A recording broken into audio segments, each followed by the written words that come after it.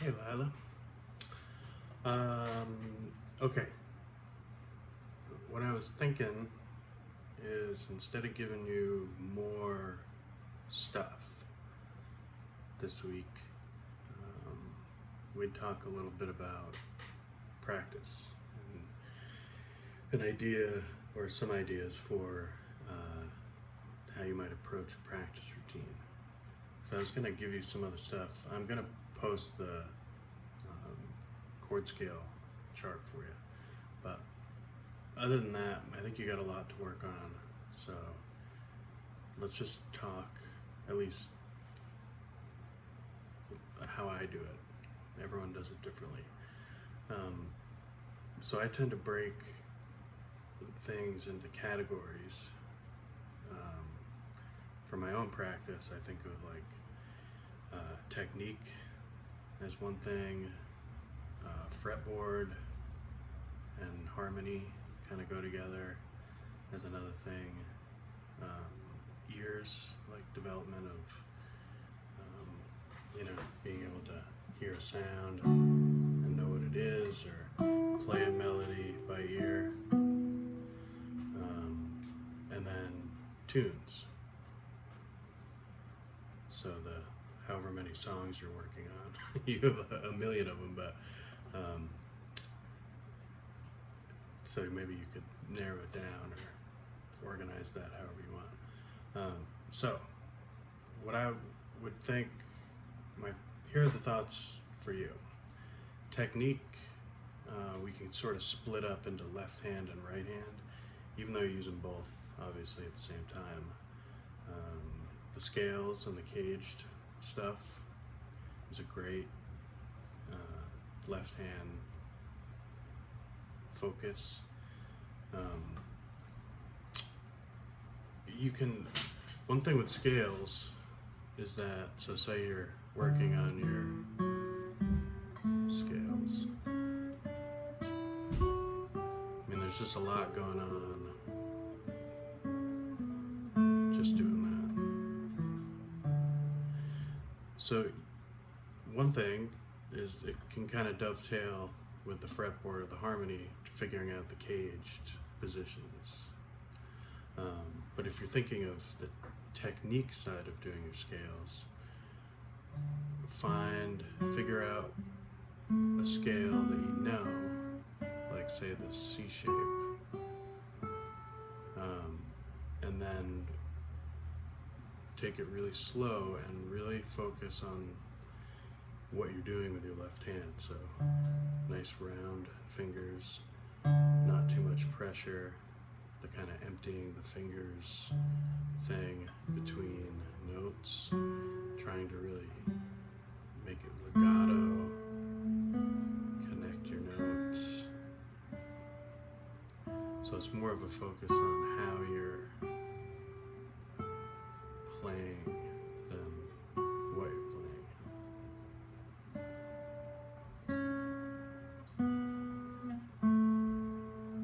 So I kind of, it's about how fast I do them, at least for the first. I usually do slow, medium, and fast, so I'll do a couple times like that, and then something like that. Still trying to maintain good position, good sound. If you notice that one note is buzzing, try to figure out where you're hitting in the wrong place. So I might do that scale a couple times, and then I'll go fast. Still trying to maintain that same feeling and lack of tension. So it's really focused on positioning, good form, make sure you're hitting with the fingertips, all that stuff. And then once you get that, move on to your next position. And just focus, like if it has a shift, focus on doing that nice and clean. So you can kind of zero in on a specific part of the technique each time you do it. and you'll kind of find what works best for you. So I would say for left hand right now, that's a great like warm-up technique. Warm-up would be that. And then something we haven't talked about too much, but would be, I think, a good way to go for your right hand is some, they call them, they're arpeggios because you are making a chord and arpeggiating them. But in this book I have that you might want to get, it's called Pumping Nylon. It sounds like a cheesy title, but it's an awesome book. It's really in the classical end of things, but it's got a lot of stuff about technique and some really good exercise in it. And it's got, I'll take a picture of it for you to put on the site. This is just a page of right hand arpeggios. So you just make a C chord and hold it with the left hand, and then you have these different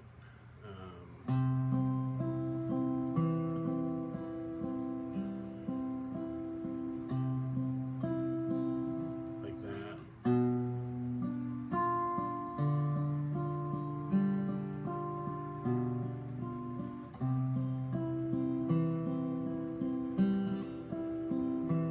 haven't done this one for a while.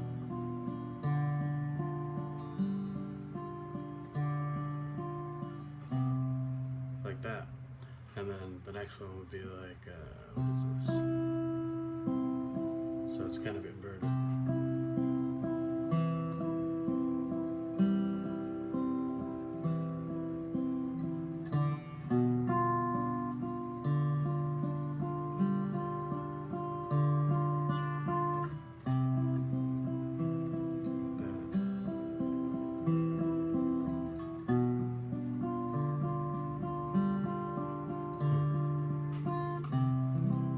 They're really fun. I find them to be pretty fun and challenging. And they're all really musical, and they just warm up your right hand. And I found practicing them a little bit every day, it just made this hand much more accurate and sort of awake, you know? It's like more, whatever, neural pathways or something going to my fingers. So I'll take a picture of that, and you can practice some of those. So then you'd have left hand, right hand. That's great, warm up technique. Then you can move on to fretboard harmony stuff, which for you right now is the triads and the caged scales.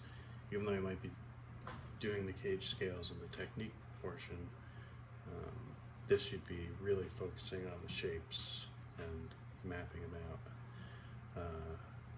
So just work on your triad scales and your cage scales, and that'll, you know, however you want to put them together, you could do 10 minutes of each, you know,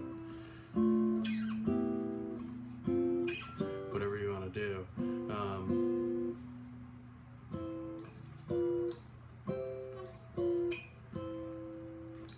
Go up and down a couple, and then work on a couple chord progressions.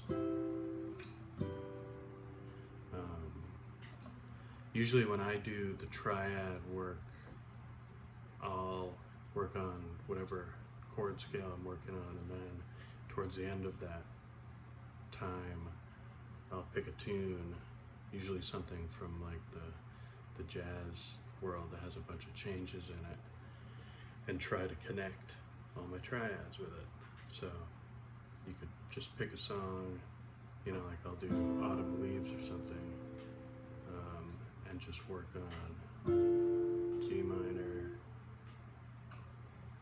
G, C, F, you know. So it's a great way to see how they connect. You know all this stuff, so you can work on that. Now, next thing, ears. We haven't really worked on that too much. That's a really, you know, all these things are developing your ear, because hopefully you're listening while you're playing. It's increasing your vocabulary. But I think a great way for you to, even if it's just 5 minutes when you practice, is take a scale, either a horizontal scale like these 1-string major scales, or a vertical, one of the cage scales or an open scale, whatever, and start sounding out with your ear melodies. And you're good at this anyway because you've been playing music for a long time, but it's like a muscle. The more you do it, it stays, it just gets better and better, and it stays fresh. So if you're good at stream of consciousness, you can just do whatever comes into your head,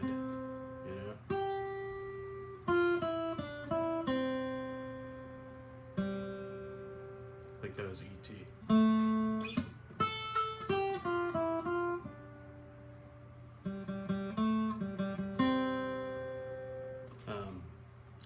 Or make a list. And that way you just have a list of them to pull from. So just pick a scale, start finding it, and just focus on the sound and try to get used to distance. If something's a minor third, what it sounds like, a major third, and just the more you do it, the better and more intuitively it'll happen for you. So technique, fretboard, harmony, ears. And then the last thing you can do, I always think it's good to close with the tunes. So have your list of tunes, what you want to work on. Could be the hamburger stuff or Somewhere Over the Rainbow. And start, have a certain amount of time you want to work on your whatever tunes you are. You have a lot of tunes, which is good. I think you could narrow it down, and so I usually have about 3 cooking at any time. These days it's like I'm working on some Bach stuff, and I'm working on a Tommy Emmanuel tune, and then I'm working on this other kind of crazy hard fingerstyle tune. So I know that crazy one is going to take me probably months to get because it's really difficult. And then once I finish a Bach piece, I'll grab the next one, or once I finish this Tommy Emmanuel tune, I'll pick something else to kind of fill in that slot. But I always kind of have 3 running. And the way that I do it is they're also open-ended. I just set a timer because I'll go on forever with each thing and won't get everything done. So, you could do 10 minutes technique and scales, 10 minutes fretboard and harmony, 5 minutes ears, and then half an hour working on your tunes. That would be an awesome practice routine. So those are my thoughts about it. I think, yeah, that's enough. You don't need to hear me talk anymore. So if you have questions about it, let me know.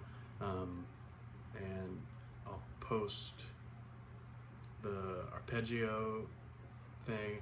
When you look at those right-hand arpeggios, just take them slow. They'll tell you usually P stands for plectrum, which is thumb, and then I-M-A, P-I-M-A, are the classical notation for fingers. So it's pretty accurately notated. And everything else should be cool.